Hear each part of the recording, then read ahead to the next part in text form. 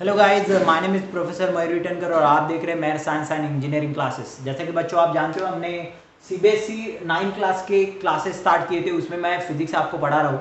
तो lecture number 1 में हमने कुछ बेसिक चीज़ें पढ़ी थी। उसमें हमने फिजिक्स क्या है वो पढ़ा था, फिजिकल क्वांटिटी पढ़ा था, टाइप्स ऑफ फिजिकल क्वांटिटी पढ़ा था और यूनिट सिस्टम पढ़ा था।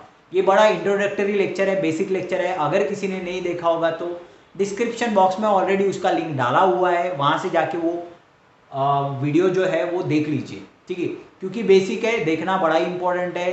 अगर नहीं देखा होगा तो जरूर देखिए। बाद में हमने चैप्टर नंबर 8 स्टार्ट किया था, दैट इज मोशन। उसका लेक्चर नंबर 1 में हमने मैकेनिक्स क्या है उसके बारे में मैंने बताया था आपको। What is an mechanics? Mechanics is an a branch of a physics in which we will study with motion. हम लोग मोशन के बारे में बात करने वाले थे। उसमें मैंने डिस्टेंस और डिस्प्लेसमेंट बताया था। What is distance? Total path covered by the body is called as the distance. बाद में डिस्प्लेसमेंट बताया था, shortest distance between the any two point is called as the displacement. After that we study about the speed. What is speed? Distance upon time is called as a speed. Velocity, displacement per unit time is called as a velocity. बाद में हमने study किया था average speed, average velocity. Average speed था sum of all the distance divided by sum of all the time. Average velocity था sum of velocities and divided by number of velocities. तो ये मैंने लेक्चर नंबर 1 में बताया था, that is motion का lecture number 1। लेकिन मेरा लेक्चर नंबर 2 था, ठीक है। तो ये दोनों लेक्चर का अगर किसी ने नहीं देखे होंगे तो दोनों लेक्चर जरूर देख लीजिए, ठीक है। उसके बाद आज हम स्टार्ट करने वाले हैं, that is lecture number 3। So video को टिल द एंड देखिए और चैनल को लाइक और सब्सक्राइब करना ना भूलिए। चलो तो बच्चों शुरू करते हैं, uniform and non uniform motion, ठीक है। उसके बाद में हम लोग एक्सेलरेशन की भी आज बात करने वाले हैं। तो सबसे पहले पढ़ते हैं व्हाट इज यूनिफॉर्म मोशन, ठीक है। सो मैं दो पार्ट में इसको डिवाइड कर देता हूं, यूनिफॉर्म और नॉन यूनिफॉर्म, ठीक है। सो देखिए व्हाट इज यूनिफॉर्म मोशन। कभी सुना है आप लोगों ने यूनिफॉर्म मोशन क्या होता है, नॉन यूनिफॉर्म मोशन क्या होता है? ठीक है, नहीं सुना होगा आज से पहले तो अभी देख लीजिए, सुन लीजिए क्या होता है uniform and non uniform motion. अब यूनिफॉर्म मोशन में ये होता है कि मोशन आपका कांस्टेंट रहता है। इट मींस आपकी स्पीड जो है वो कांस्टेंट रहती है, ठीक है। So speed is constant. Speed कैसी रहेगी? कांस्टेंट रहेगी, ठीक है। अगर आपकी स्पीड बार बार अगर चेंज होती है, मतलब वेरी होती है या वेरिएबल रहती है, उसको कहते हैं non uniform motion. If the speed is not a constant, variable, तो उसे हम लोग क्या कहते हैं? नॉन यूनिफॉर्म मोशन, ठीक है।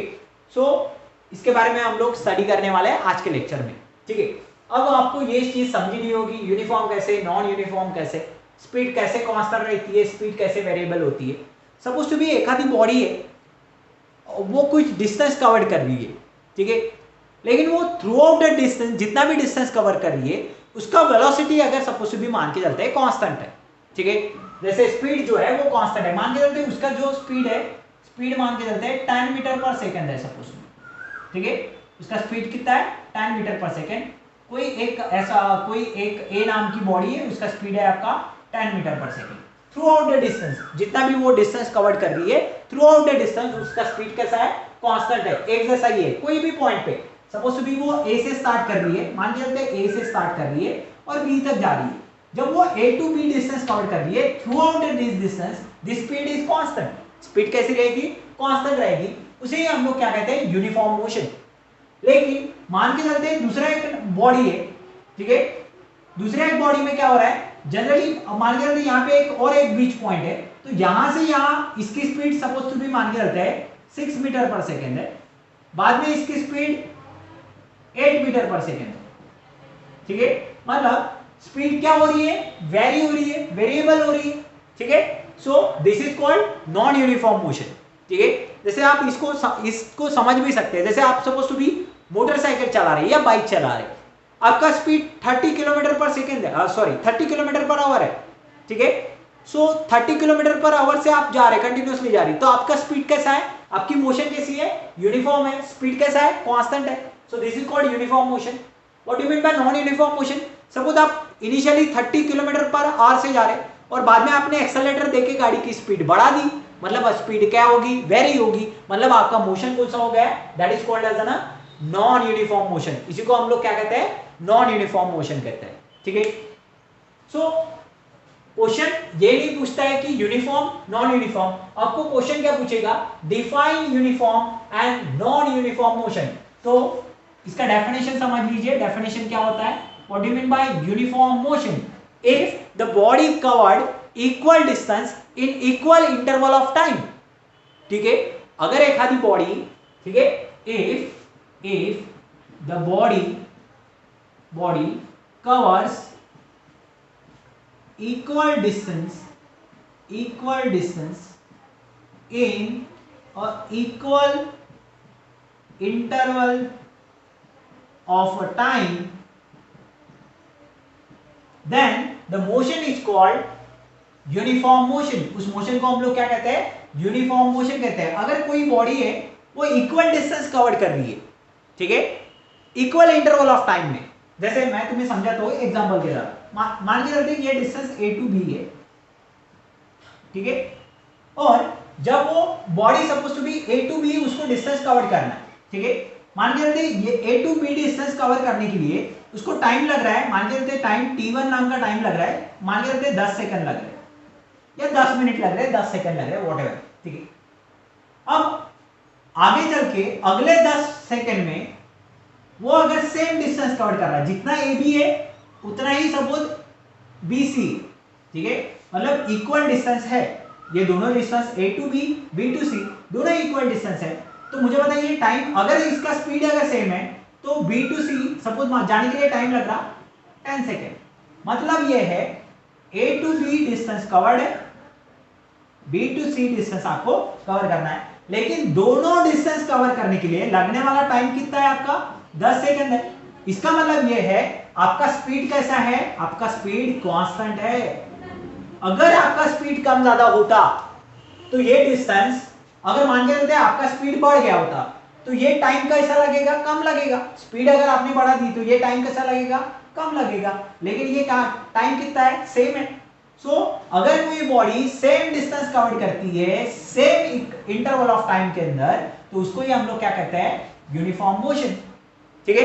अब इसका डेफिनेशन अपने आप बन जाएगा, कैसा बनाओगे, what do you mean by non uniform, non uniform में क्या होगा, अनइक्वल डिस्टेंस कवर्ड होगा, unequal distance equal interval of time में कवर्ड होगा, इक्वल नहीं अनइक्वल, ठीक है। यहां क्या लिखना है आपको, unequal distance covered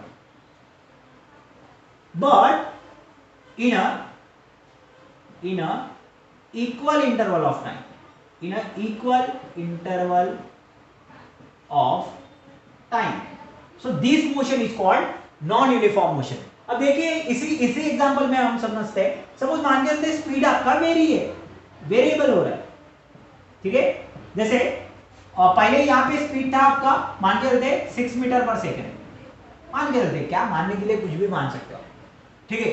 so v2 अगर मान के चलते 8 मीटर पर सेकेंड, ठीक है। अब देखिए अगर AB नाम का डिस्टेंस उसने 10 सेकंड में कवर किया, लेकिन स्पीड कैसा है, 6 मीटर पर सेकंड है। अब स्पीड क्या हो गया, वैल्यू हो गया, स्पीड वेरिएबल हो गया। तो मुझे बताइए 6 मीटर पर सेकंड से 10 सेकंड लग रहे हैं उसको AB डिस्टेंस कवर करने के लिए। लेकिन अगर आपका स्पीड अगर बढ़ जाता है, अगर आपका स्पीड अगर बढ़ जाता है तो आपका टाइम क्या हो जाएगा, कम हो जाएगा, क्योंकि स्पीड का फार्मूला ही वही है, डिस्टेंस अपॉन टाइम। देखिए ना, यहां से ही समझ में आता है, स्पीड क्या रहता है, डिस्टेंस अपॉन टाइम। अगर आपका स्पीड अगर बढ़ गया तो आपका टाइम क्या हो जाएगा, कम हो जाएगा, इनवर्सली प्रोपोर्शनल है, मतलब ये 10 सेकंड नहीं लगेंगे, 8 सेकंड लगेंगे, ठीक है, या फिर 7 सेकंड लगेंगे, व्हाटएवर, ठीक है। तो मैं एग्जांपल के द्वारा आपको दोनों चीजें समझा चुका हूं। चीज क्या है, व्हाट इज यूनिफॉर्म मोशन, अगर आपका स्पीड का कांस्टेंट रहता है तो उसे यूनिफॉर्म कहता है, अगर आपका स्पीड वेरी होता है तो उसे नॉन यूनिफॉर्म कहते हैं। So what is definition? If the body covers equal distance of time in a equal interval of time, ठीक है, इक्वल डिस्टेंस अगर कवर करता है इक्वल इंटरवल ऑफ टाइम के अंदर, तो उसे हम लोग कहते हैं uniform. What do you mean by non uniform, unequal distance covered होता है इक्वल इंटरवल ऑफ टाइम के अंदर, ठीक है। So this is called as ना नॉन यूनिफॉर्म मोशन, इसको हम लोग क्या कहते हैं, नॉन यूनिफॉर्म मोशन कहते हैं, ठीक है। सो ये चीज आपको समझ में आ गई होगी। अब मैं थोड़ा सा आगे बढ़ता हूं, जो कॉन्सेप्ट हमको यहाँ पे समझना है उसके बारे में हम लोग बात करते हैं।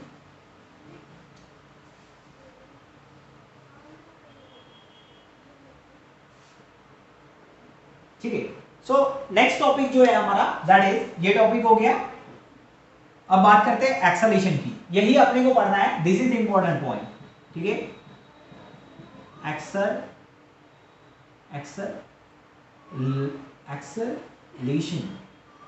एक्सेलेरेशन मुझे शॉर्टकट लिखने की थोड़ी सी आदत है, एक्सेलेरेशन, लेकिन आप शॉर्टकट मत लिखिए, हम लोग शॉर्टकट लिखते थे, ठीक है। सो नोट्स बनाते टाइम शॉर्टकट लिखो, लेकिन लिखते टाइम आपको शॉर्टकट नहीं लिखना पड़ेगा, ठीक है। तो मैं इसको ए से डिनोट किया, बाद में समझा दूंगा। अब समझते हैं what do you mean by acceleration. Simple, acceleration का क्या मतलब होता है, अगर आपका वेलोसिटी अगर चेंज होता है तो उसे एक्सेलेरेशन कहते हैं। जैसे आप अगर एक पर्टिकुलर वेलोसिटी से गाड़ी चला रहे हैं, ठीक है, लेकिन आपने एकाएक आपने एक्सेलेरेटर बढ़ा दिया, बढ़ा दिया, क्या होगा, आपका एक्सेलेरेशन हो जाएगा, मतलब आपने वेलोसिटी क्या की, चेंज की। So what do you mean by acceleration, the rate of change of velocity with respect to time is called as an acceleration. So what is definition, so the rate of change of velocity with respect to time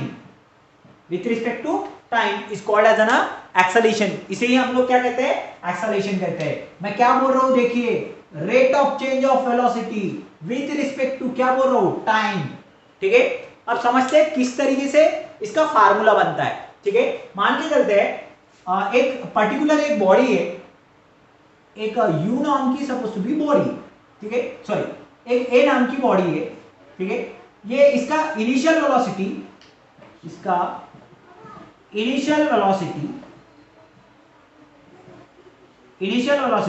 u है, ठीक है।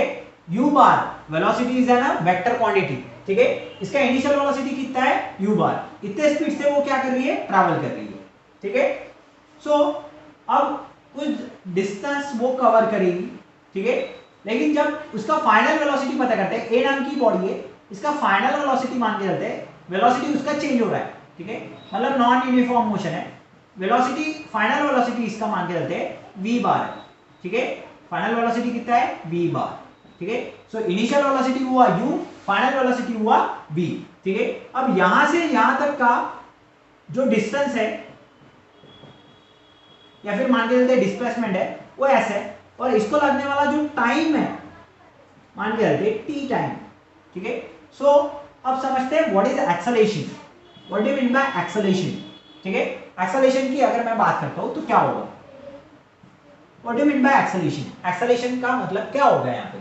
So what do you mean by acceleration, the rate of change, क्या change हो रहा, velocity change हो रहा। And आपको हमेशा एक चीज याद रखनी है, यहां नोट कर लीजिए, यहाँ पे एक चीज नोट कर लीजिए, मैं क्या बोल रहा हूं, थोड़ा सा वर्ड की तरफ ध्यान दीजिए, ठीक है। सो कलर पेन कहां गए यार, हाँ, सो ये चीज थोड़ा सा नोट कर लीजिए। नोट क्या करना है आपको, नोट ये करना है, पेन भी नहीं चल रहा है, हाँ, नोट क्या करना है आपको, नोट ये करना है, जब कभी भी चेंज अगर ये वर्ड बोला जाता है, ठीक है, जनरली इसको डेल से डिनोट करते हैं, डेल्टा से डिनोट करते हैं, या डेल से डिनोट करते हैं।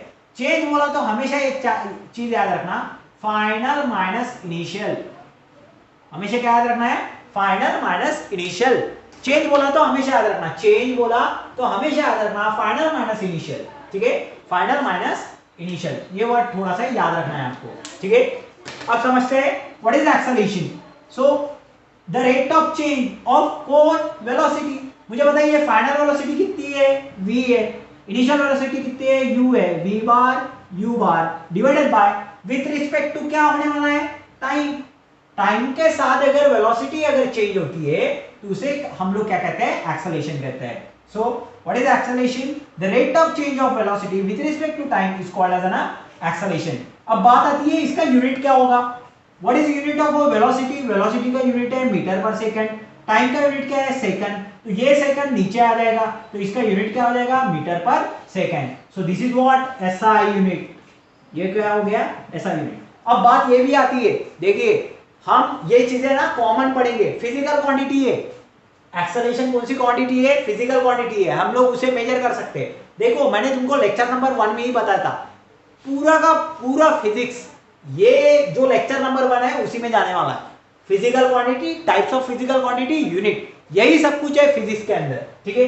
सो हम लोग अभी देखेंगे कि एक्सेलरेशन क्या होता है। एक्सेलरेशन वेक्टर क्वांटिटी है, स्केलर क्वांटिटी है। मुझे बताइए वेलोसिटी कौन सी क्वांटिटी है, वेक्टर क्वांटिटी है, ठीक है। अब मुझे बताइए टाइम कौन सी क्वांटिटी है, स्केलर क्वांटिटी है। जब आप वेक्टर बाय स्केलर को ऑपरेट अगर करोगे तो vector by scalar is always vector, vector रहेगा। So acceleration is also the vector quantity. Acceleration भी कौन सा क्वांटिटी है, वेक्टर क्वांटिटी ही है। समझ में आया? तो ये चीज थोड़ा सा नोट डाउन कर लीजिए, हम थोड़ा सा आगे बढ़ने वाले हैं इसी चीज को लेके, ठीक है। सो नोट डाउन कर लो।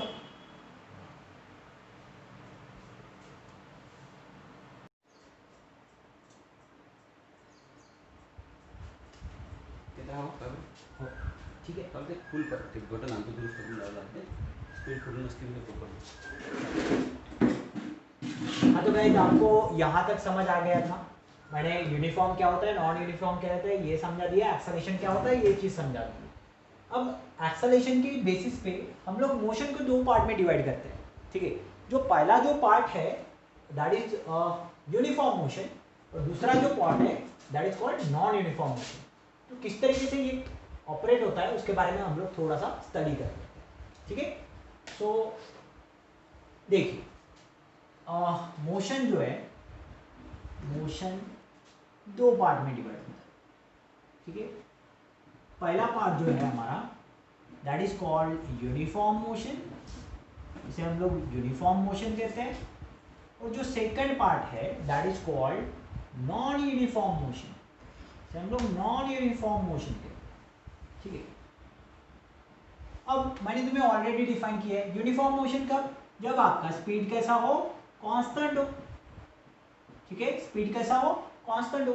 और नॉन यूनिफॉर्म मोशन कब, जब आपका स्पीड कैसा हो, वेरिएबल हो, वेरिएबल हो, ठीक है। अब इसको समझते हैं एक्सेलरेशन के फॉर्म में। मुझे बताइए एक्सेलरेशन क्या होता है, the rate of change of velocity with respect to time, मतलब final velocity minus initial velocity divided by time. अब सोचिए फाइनल वेलोसिटी और इनिशियल वेलोसिटी दोनों कैसे हैं, कांस्टेंट है, मतलब फाइनल वेलोसिटी का भी वैल्यू उतना ही है। देखिए मैं यहाँ आपको करके बताता हूँ। मान के चलते हैं फाइनल वेलोसिटी आपकी 10 मीटर पर सेकंड है, इनिशियल वेलोसिटी भी आपकी 10 मीटर पर सेकंड है। तो मुझे बताइए इनमें चेंज है क्या, नहीं है, ठीक है। सो 10 - 10 divided by any time 2 second कर लेते हैं। सो मुझे बताइए इसका आंसर क्या आने वाला है, 0। मतलब एक्सेलरेशन क्या होगा, 0 होगा। एक्सेलरेशन 0 कब होगा, तब जब आपका स्पीड कैसा है, कांस्टेंट है। मतलब यूनिफॉर्म मोशन में एक्सेलरेशन कांस्टेंट रहता है, ठीक है। एक्सेलरेशन स्पीड कांस्टेंट रहता है, एक्सेलरेशन 0 रहता है। समझ में आ गया, ठीक है। सो स्पीड अगर कांस्टेंट रहता है तो एक्सेलरेशन आपका क्या हो गया, 0 हो गया, ठीक है। अब बात करते हैं नॉन यूनिफॉर्म मोशन में क्या होता है। नॉन यूनिफॉर्म मोशन में आपका स्पीड कैसा है, वेरी है, मतलब आपका वेलोसिटी क्या है, चेंज है। वेलोसिटी अगर चेंज है तो आपका एक्सेलरेशन का वैल्यू नॉन जीरो आता है। क्या आता है, नॉन जीरो, मतलब एक्सेलरेशन का वैल्यू कुछ ना कुछ आएगा। जैसे अगर मैं एग्जांपल बता दूं, पहले 10 है बाद में 8 अगर हो गए, ठीक है। मान लीजिए 10 है फिर अगर 12 हो गया डिवाइडेड बाय 2 कर लो, तो इसका वैल्यू कुछ ना कुछ आएगा ना, कुछ ना कुछ वैल्यू आएगा। मतलब ये नॉन जीरो आता है, मतलब एक्सेलरेशन जीरो नहीं रहता। कब, नॉन यूनिफॉर्म मोशन में। और यूनिफॉर्म मोशन में एक्सेलरेशन कैसा रहता है, 0 रहता है। तो ये चीज आपको समझ आ गई। थोड़ा सा हम लोग अब इसको आगे बढ़ाते हैं इसी टॉपिक को। देखिए अब बात आती है इक्वेशंस की, काइनेमेटिकल इक्वेशंस की। ये इक्वेशन बड़े इंपॉर्टेंट है। हम लोग शायद इससे पहले भी आपने कभी सुने होंगे, नहीं सुने होंगे, तो अब देखिए क्या होते हैं ये इक्वेशंस, ठीक है। इसको हम लोग डिराइव भी करने वाले हैं, ठीक है। देखिए जनरली इक्वेशन जो है वो दो पार्ट में होते हैं, एक होते हैं डायनामिक, दूसरे होते हैं काइनेमेटिक। तो मैं ये चीज तुमको थोड़ा सा डिफाइन करा देता हूँ। ये थोड़ा सा हम लोग डीपली स्टडी कर रहे हैं, लेकिन ये ना आपको 11th-12th में बड़ा काम आएगा, ठीक है। ये मैकेनिक्स जो है वो आपको फिजिक्स में बहुत ज्यादा काम आने वाला है। तो थोड़ा सा ध्यान से सुनिए, मैं एक दो चीजें एक्स्ट्रा बताऊंगा जो आपके सिलेबस में भी नहीं है लेकिन आपको काम आने वाली है बाद में, ठीक है। सो डायनामिक के बारे में बात करते हैं और थोड़ा सा हम लोग काइनेमेटिक्स के बारे में बात कर लेते हैं। एक दो मिनट में मैं थोड़ा सा ये चीज डिफाइन करा देता हूँ, what is kinematics and what is dynamics, ठीक है। सो देखिए डायनामिक्स क्या होता है, काइनेमेटिक्स क्या होता है। सपोज टू बी मान के रखते हैं ये अगर आपका बॉडी है, ठीक है, दिस इज एन बॉडी। अगर इस बॉडी को मुझे एक जगह से दूसरे जगह डिस्प्लेस करना है, ए से बी अगर इसको लेके जाना है, तो मैं इस पे क्या लगाऊंगा, फोर्स लगाऊंगा। फोर्स इज इक्वल टू क्या होता है, मास इनटू एक्सेलरेशन, न्यूटन का थर्ड लॉ, ठीक है। F is equal to M A, third होता है या सेकंड होता है, सेकंड होता है, correct. F is equal to M A, so force is equal to mass into acceleration. अब मुझे बताइए बॉडी यहां से यहां चली जाएगी, ठीक है, सही है। फोर्स लगाने के कारण बॉडी का क्या हो गया, मोशन हो गया। लेकिन अगर आप इस फोर्स को कंसीडर अगर करते हो, देखिए यहाँ पे इक्वेशन क्या है, F is equal to M A equation है, मतलब आप फोर्स को क्या कर रहे हो, कंसीडर कर रहे हो, फोर्स को क्या कर रहे हो, कंसीडर कर रहे हो, तो इसको कहते हैं डायनामिक्स। इसे क्या कहते हैं, dynamics. If you are considering the force in the motion, that means this is a dynamics. इसे क्या कहते हैं, डायनामिक्स कहते हैं। अब what do mean by kinematics, kinematics में फोर्स को कंसीडर नहीं किया जाता। बॉलीवुड चलो मानते हैं सेम है, यही चीज है, ठीक है, मान चलते हैं यही बॉडी है, यहां से यहीं जाने वाली है, ठीक है, इस पे फोर्स भी लग रहा है, लेकिन फोर्स को कंसीडर नहीं करना, फोर्स को consider, not consider force, force को कंसीडर नहीं करना। अगर आपको फोर्स को कंसीडर नहीं करते हैं और इक्वेशंस अगर बनते हैं तो उसे हम लोग कहते हैं काइनेमेटिक्स, और हम पढ़ने वाले हैं that is called kinematical equation. तीन काइनेमेटिकल इक्वेशन होते हैं, 1 2 3, ये तीनों इक्वेशन आपको याद रखने हैं। मैं इसको डिटेल में भी पढ़ाने वाला हूँ, इसी लेक्चर में हम लोग पढ़ने वाला है, तो फिलहाल सुन लो क्या क्या चीजें मैं तुम्हें डिफाइन करा देता हूँ। पहला जो इक्वेशन होता है v equal to u plus A T होता है। दूसरा इक्वेशन होता है आपका s equal to ut plus half A T square होता है। और तीसरा इक्वेशन होता है आपका v square equal to u square twice as। ये जो तीनों इक्वेशन अगर आप देख रहे होंगे तो मुझे बताइए तीनों इक्वेशन में कहीं फोर्स आ रहा है क्या,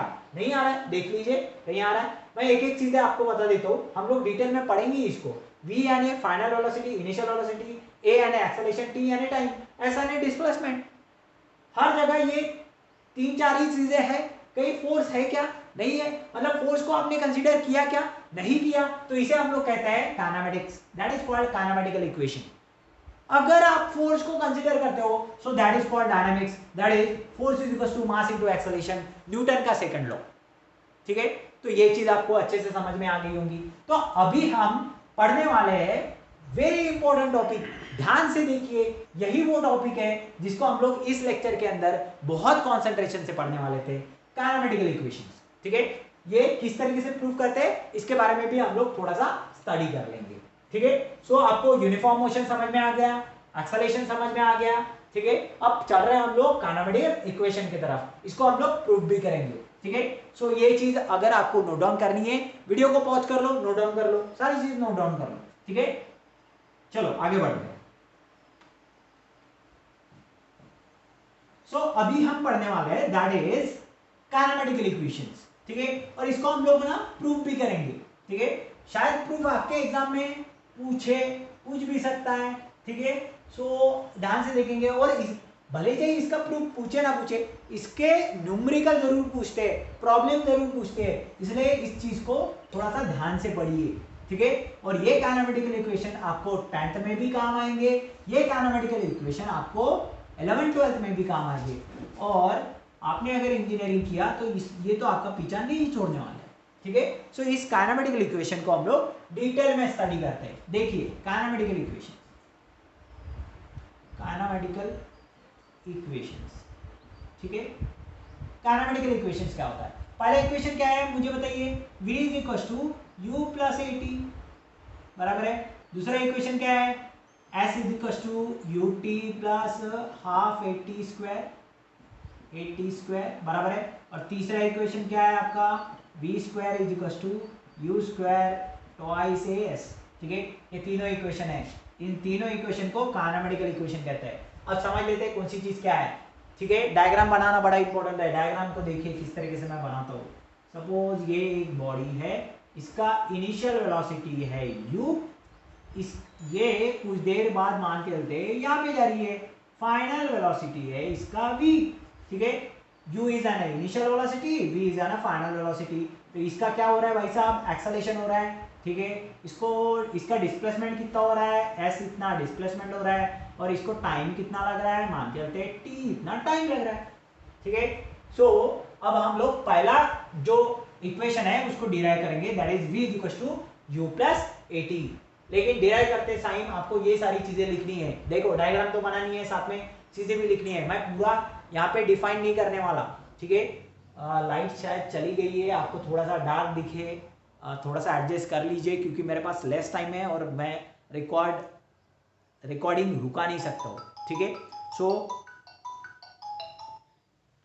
सो देखिए मैं प्रूफ करूंगा that is v is equal to u plus at, ठीक है। सो आपको लिखना है किस तरीके से, डायग्राम आपने निकाल लिया, आपको लिखना है let the body having initial velocity is u, ठीक है। After the some time if the let initial velocity is u of the body, the final velocity of the body is v, during this the acceleration is a, the body cover the displacement of s, and the time taken by the body to cover the displacement s is a time t, ठीक है। इस तरीके से आपको लिख लेना है, फिर आगे बढ़ते हैं किस तरीके से इसको प्रूफ करते हैं, ठीक है। सो आपको यहाँ पे by the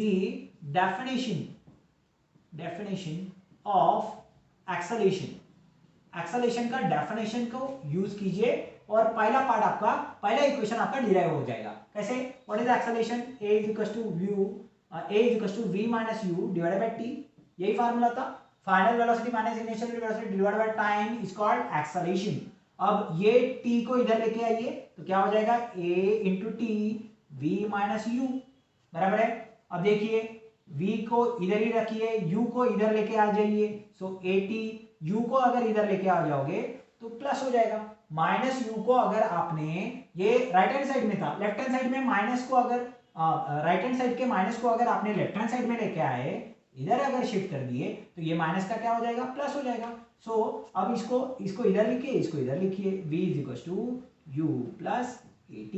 so this is your equation number 1। देखिए आया क्या इक्वेशन नंबर 1, अरे हाँ सर आ गया, ठीक है। तो आपको ये चीज समझ में आ गई है, ठीक है, ये चीज आपको समझ में आ गई है, ठीक है।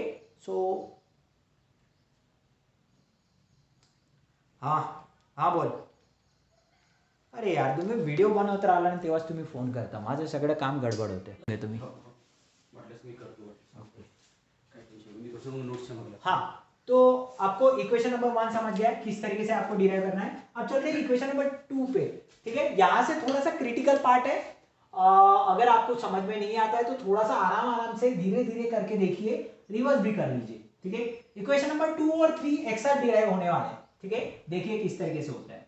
सो बाय द डेफिनेशन ऑफ, यहां पे आपने एक्सेलरेशन का डेफिनेशन यूज किया, यहाँ पे आपको वेलोसिटी का डेफिनेशन यूज करना है, ठीक है। सो वेलोसिटी का मतलब क्या होता है, what do mean by velocity, velocity is equal to displacement upon time. Velocity is equal to क्या होता है, displacement upon time, s divided by t। अब यहाँ पे जो आपकी वेलोसिटी है वो एवरेज वेलोसिटी लेनी है आपको। कौन सी वेलोसिटी लेनी है, एवरेज वेलोसिटी लेनी है। मुझे बताइए एवरेज वेलोसिटी का फार्मूला क्या है, v plus u divided by 2, बराबर है initial velocity final velocity divided by 2, ठीक है। सो यहाँ पे अगर आप लिख सकते हो v प्लस यू लिखो या u प्लस v लिखो, कोई फर्क नहीं गिरता है, ठीक है। सो u plus v divided by 2, ये हो गया आपका एवरेज वेलोसिटी का फार्मूला। यही फार्मूला यहाँ पे पुट कर दो, u plus v divided by 2, ठीक है, s डिवाइडेड बाय t। अब पूछोगे ये एवरेज वेलोसिटी कहाँ से आया है, अरे भाई साहब पिछले लेक्चर में हम लोग पढ़ चुके हैं एवरेज वेलोसिटी, ठीक है। सो इनिशियल वेलोसिटी u था प्लस v था, तो कितने वेलोसिटीज है, u है और v है, sum of velocities divided by number of velocities, कितने थे, 2 थे, इसलिए v plus u plus v divided by 2 is equal to s by t, ठीक है। आपको ये चीज समझ में आ गई। अब एक काम कीजिए, इसको थोड़ा सा रीअरेंज मैं कर लेता हूँ, ठीक है। रीअरेंज कैसे करना है आप देखिए, थोड़ा सा u plus v divided by 2, ठीक है। ये जो t है इसको इधर लेके आ जाइए, सो ऐसा हो जाएगा सी, ठीक है। इज इक्वल टू क्या बचेगा, s, ये इधर डिनोमिनेटर में था, ठीक है, और डिवाइड में था, इधर आएगा तो कहां चला जाएगा, मल्टीप्लाई में। तो ये वाला जो इक्वेशन है, this equation is very important equation. इसी इक्वेशन के भरोसे आपका काम चलने वाला है। दिस इज वेरी इंपॉर्टेंट, इसको स्टार मार्क कर लो। This is very important equation, ठीक है। इसको नाम दे देते ना, एक हुआ तो इसको नाम दे देते 2, ठीक है, या फिर इसको नाम दे देते a, ठीक है, क्योंकि हम 1 को 1 दे देंगे, इसको नाम दे दिया हमने a। यही इक्वेशन बड़ा इंपॉर्टेंट इक्वेशन है, समझ में आ रहा है आपको, ठीक है। तो इक्वेशन बड़ा इंपॉर्टेंट है। अब इसी में ना आपको थोड़ा थोड़ा चेंज करना है और आपका 2 और 3 बन जाएगा, ठीक है। अब देखिए मैं इसको 2 और 3 में कैसे डिवाइड करता हूँ, ठीक है। सो ये हुआ इक्वेशन 1। अब हम लोग पढ़ रहे हैं 2 को कैसे करना है। अब ना आप क्या कीजिए, ये जो v का वैल्यू है वो रिप्लेस कर दीजिए इसी इक्वेशन में। इक्वेशन 1 में v का वैल्यू रिप्लेस कर दीजिए। कैसे करेंगे, what is value of a v, ठीक है, put value of a v that is u plus 80 in equation a। Equation a के अंदर पुट कर लो। किस तरीके से करोगे, u plus what is value of a v, u plus 80, u plus 80, ठीक है, डिवाइडेड बाय कितना है 2, ठीक है, मल्टीप्लाई बाय क्या है time t is equal to s। देखिए आपको ये चीज समझ आई क्या, मैंने खाली क्या किया, v का वैल्यू पुट किए कर दिया है। यहाँ पे v का वैल्यू क्या है u plus 80। देखिए u एज इट इज है, v का वैल्यू क्या था u plus 80 डिवाइडेड बाय क्या है 2 into multiply by t is equal to s, ठीक है। अब एक काम कीजिए, u से मल्टीप्लाई कर लीजिए, ठीक है, u से क्या कर लीजिए मल्टीप्लाई कर लीजिए, तो किस तरीके से होगा, और t से भी मल्टीप्लाई कर लीजिए, ठीक है। ये t को ब्रैकेट ओपन कर दीजिए, मल्टीप्लाई कर लीजिए, क्या हो जाएगा u into T, U T बराबर है u into T, U T plus a as it is t into T, A T square. समझ में आ रहा है क्या, देखिए मैंने t को इधर मल्टीप्लाई कर दिया, t को इधर मल्टीप्लाई करोगे तो ut हो जाएगा, t को इधर मल्टीप्लाई करोगे तो ut हो जाएगा, plus a into T into T, T square हो जाएगा, ठीक है, डिवाइड बाय क्या हो जाएगा आपका 90। समझ में आ रहा है, ठीक है। अब मैं एक काम करता हूँ, इसको यहाँ कंटिन्यू करता हूँ, ठीक है। सो इतना हो गया। अब एक काम करेंगे, ut प्लस ut कितना होता है, ut plus ut is twice ut, ठीक है, ut plus ut, 1 ut plus 1 ut twice ut plus 80 square divided bye कितना है भाई साहब 2 बराबर है इज इक्वल टू s, ठीक है। अरे भाई साहब यहाँ पे थोड़ा सा गलत हो जाए, आपको ये चीज समझनी, ये t मैंने एक्स्ट्रा लिख लिया था, ठीक है, क्योंकि आपने t को इधर मल्टीप्लाई कर दिया तो t इंटू टी कितना होगा ut plus 80 square divided by 2, तो यहाँ t थोड़ी बचेगा इज इक्वल टू s, ठीक है, गलती हो सकती है किसी से भी, ठीक है। सो ut plus ut is twice ut plus 80 square divided by 2। अब देखिए, अब क्या कीजिए, अब ये ut ये जो न्यूमरेटर को जो है उसको सेपरेट कर लीजिए। सेपरेट करेंगे तो क्या हो जाएगा 2ut डिवाइडेड बाय 2 और यहाँ हो जाएगा 80 square divided by 2 is equal to s। अब देखिए ये 2 get cancel, so s is equal to ut plus half, ये 1/2 मतलब क्या है हाफ 80 स्क्वायर आ गया क्या, हाँ। So s is equal to ut plus half 80 square. ये हो गया आपका इक्वेशन नंबर 2। ये क्या हो गया आपका equation number 2। So s is equal to ut plus half 80 square, ठीक है। सो ये इक्वेशन आपको समझ में आ गया। अब एक काम करते हैं, अब तीसरा इक्वेशन की बात कर लेते हैं, ठीक है, फटाफट, ठीक है। तीसरा इक्वेशन कैसे बनेगा, तीसरा इक्वेशन में आपको t का वैल्यू रिप्लेस करना है, क्या का वैल्यू रिप्लेस करना है t का, और डेफिनेशन एक्सेलरेशन का यूज करो, v is equal to v minus u divided by t। यहाँ पे t का वैल्यू निकालो तो क्या होगा, t इज इक्वल टू, ये देखिए ये a को t के जगह लेके जाओ और t को a के जगह लेके आओ, तो क्या हो जाएगा t यहाँ चला जाएगा, a नीचे आ जाएगा, सो v minus u divided bye क्या हो जाएगा a। So this is value of what t, और ये जो निकला हुआ t का वैल्यू है वो यहीं पे रिप्लेस कर दीजिए, कहाँ पे, यहाँ पे, ठीक है। सो क्या लिखोगे आप लोग, put value of t in equation a equation A के अंदर ही रिप्लेस कर दीजिए तो क्या हो जाएगा, ठीक है। देखिए यहाँ पे क्या होगा, यहाँ पे होगा आपका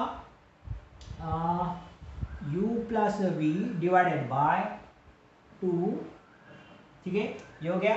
t का वैल्यू क्या रिप्लेस करना है आपको, v minus u divided by a is equal to s, ठीक है। बराबर है, यहां तक आपको समझ में आ गया। अब देखिए इसको करना कैसे है और किस तरीके से करना है आपको, ठीक है। बराबर है, आपने वैल्यूज पुट कर दिए। अब देखते हैं यहाँ पे इक्वेशन क्या बन रहा है, ट्वाइस एस बन रहा है। तो ये 2 और ये a इधर चले जाने वाले हैं और u plus v minus you. अरे ये क्या बात हुई सर, ये कैसे होगा, इसको लाना है इस तरीके का। हाँ ला सकते हैं, कैसे लाएंगे, ये a plus b a minus b का फार्मूला लग जाएगा, ठीक है। सो आपको नीचे में दिख रहा है नहीं दिख रहा है ये चीज, ठीक है। ओके तो यहाँ तक आपका बिल्कुल समझ में आ रहा है आपको। सो थोड़ा सा मैं ऊपर लिख लेता हूँ, ठीक है। इसको ना मैं थोड़ा सा ऊपर लिखता हूँ या फिर कहीं जगह है क्या बोर्ड के ऊपर, नहीं है, ठीक है। कंटिन्यू करते हैं, फिर ट्राई करते हैं, ओके। यहीं पे लिखने की कोशिश करता हूँ मैं। देखिए सो मुझे बताइए a plus b a minus b का फार्मूला क्या है, मैं यहाँ पे लिख लेता हूँ। फार्मूला यहाँ लिख लेंगे, a प्लस बी, ठीक है, a plus b into a minus b. Formula क्या होता है, a square minus b square, बराबर है। ये मैथमेटिकल फार्मूला है, मैथमेटिक्स वाले सर मैडम जो भी है आपके पढ़ाएंगे। a plus b into a minus b, a plus b into a minus b is a square minus b square. इसको अगर आप स्प्लिट अप करोगे ना आपको ये आंसर मिलेगा, ठीक है। तो यहाँ पे भी देखिए वही चीज है। तो आप लोग क्या मतलब बच्चों u plus v v minus u, इसका क्या होगा बोले, u plus v minus u, ठीक है। a plus b minus a या फिर a माइनस बी, तो इसका क्या होगा b square minus u square is equal to ये 2 और a को इधर लेके आ जाओ तो ट्वाइस as हो जाएगा, ठीक है। अब बात करते हैं हम लोग इसी को हम लोग कैसे लिख सकते हैं, ये यू स्क्वायर को इधर लेके चले जाओ तो क्या हो जाएगा v square is equal to u square twice as। तो ये हो गया आपका इक्वेशन नंबर 3। सो ये यू स्क्वायर को इधर लेके आ गए तो v square is equal to क्या हो जाएगा u square plus twice as, that is equation number 3, ठीक है। तो बच्चों आपको मैंने क्या पढ़ाया अभी, दैट इज कैनोमेटिकल इक्वेशन और कैसे उसको प्रूफ करते हैं। देखिए मैंने पूरा टोटल में पढ़ाया हुआ है। पहले आपको डेफिनेशन यूज करना है एक्सेलरेशन का, इक्वेशन नंबर 1 बन जाएगा। फिर डेफिनेशन यूज करना है वेलोसिटी का, लेकिन उसमें पुट क्या करना है एवरेज वेलोसिटी का फार्मूला। एक बेसिक फार्मूला बन जाएगा ये वाला और इसी के ऊपर ये दोनों बनते हैं, ठीक है। एक बार v के जगह ये वाला इक्वेशन रिप्लेस कर दीजिए, एक बार t के जगह ये वाला इक्वेशन रिप्लेस कर दीजिए तो आपका इक्वेशन नंबर 2 और 3 जो है वो बन जाएगा, ठीक है। सो गाइज आपको ये वीडियो समझ में आ गया होगा, ये लेक्चर अच्छे से समझ में आ गया। तो इतना पार्ट हमने कवर कर लिया है, वीडियो नंबर 1, 2 और आज के वीडियो में ये 3, ठीक है। सो वीडियो अगर अच्छा लगा होगा तो इसको लाइक जरूर कर दीजिए और जितने भी नए व्यूअर्स हैं अगर किसी ने चैनल जो है वो सब्सक्राइब नहीं किया होगा तो चैनल को जरूर सब्सक्राइब कर दीजिए। Thank you guys, thank you very much.